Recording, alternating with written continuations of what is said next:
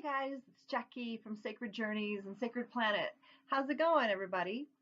I hope you're doing awesome and enjoying every moment of what you're doing and what you're creating in your life.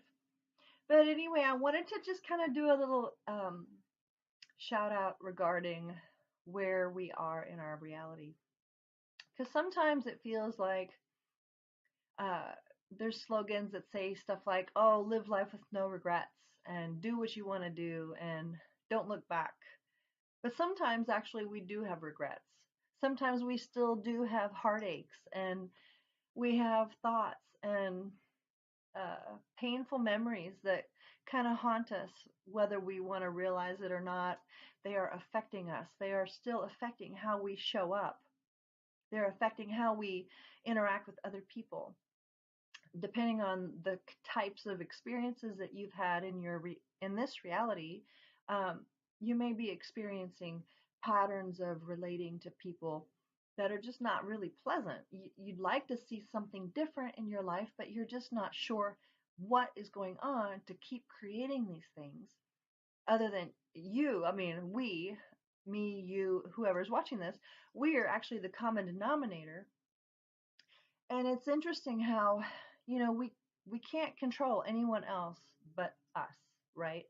So I guess what I'm thinking is, how are we, um, how are we co-creating things in our reality that don't really serve us, that don't feel good anymore, that don't work for us? For example, when I was a young girl, very young, I was the only child, my dad's only child, and my mom, uh, she had a son, but she had left him in a different country. My mom's German, and my father was a soldier. So when they moved back to the States, my half brother stayed in Germany, and that's a whole different story, really. But however, um, but it feels like my mom was very sad, very, very sad and lonely, because of many different things. However, I felt like I was in the middle between my mom and my dad. And I was always like, either I was trying to please one at the risk of injuring another, or vice versa, or I was having to side with one over the other. I really felt stuck in the middle. And so I felt like I was part of a triangle relationship. And so it really turned into that type of dynamic. And so I say all this because it's like, what pattern was placed into my DNA even that puts me in an awkward situation between um, couples, and there's always like this interesting theme of uh, being in the middle of stuff. I always find myself in the middle of some bullshit. I'm like, how did I find myself in here? I have nothing to do with any of this, but somehow I find myself in the middle. And I'm like, okay, this isn't working anymore. So whether it's in relationships or in business or in just petty bullshit gossip, people always want to tell me their gossip. And I'm like, no, time out. I don't want to hear that. I don't care. I don't want you deal with it. But that pattern of being in the middle is something that I believe was implanted in me. And so that's what I'm not living out, but cutting out, evaluating it and looking at it like, okay, where did this come from? I don't like this. I don't want this. And I'm changing it now. And so that's just a very, very honest look at me and who I am and who I've been. And there's more. I mean, God, I could write a book about all this crap I've been part of, but whatever, maybe I might. Um, but I say this to ask you, what kind of patterns are you finding yourself in that you're like, what is going on? How come I find myself in this thing again? Different people, different situations, different places, but it's the same energy of stuff, whether it's whether it's being in the middle of a gossip thing or being in the middle of, I don't know, domestic violence, or a partner that can't be faithful, or an addictive personality, Maybe it's you that are the addict. Maybe it's you that are always causing strife and like pushing people away, causing fights uh, by pushing people away through causing fights. So that way you won't be hurt in a relationship or at work or whatever the pattern is that is in your life.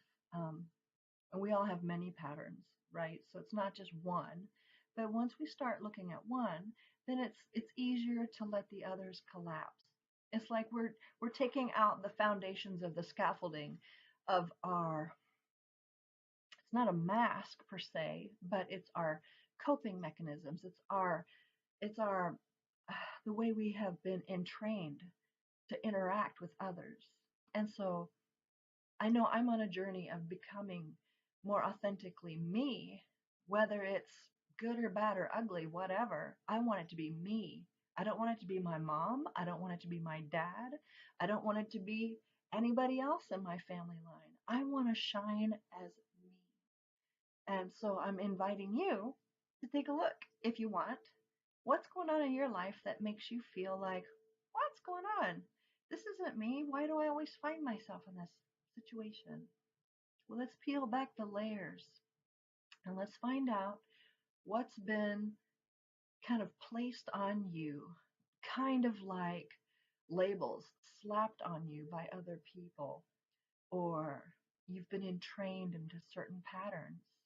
But let's reconfigure and recalibrate you so you can vibrate at your beautiful, original, unique vibration.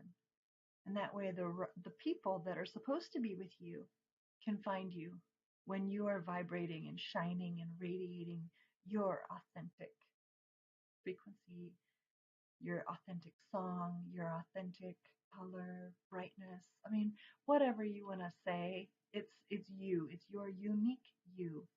And you're no longer trying to fit into somebody else's version of you. All right. Anyway, again, I'm Jackie, Sacred Journeys, and if I can assist you, support you in anything as far as becoming more authentic, I'd be honored because I'm on my own journey. And yeah, no judgment here because I've been there and done that. And hey, whatever, it's just part of life, right? So I encourage you to become more authentically you because you are beautiful. All right, bye guys. See you later.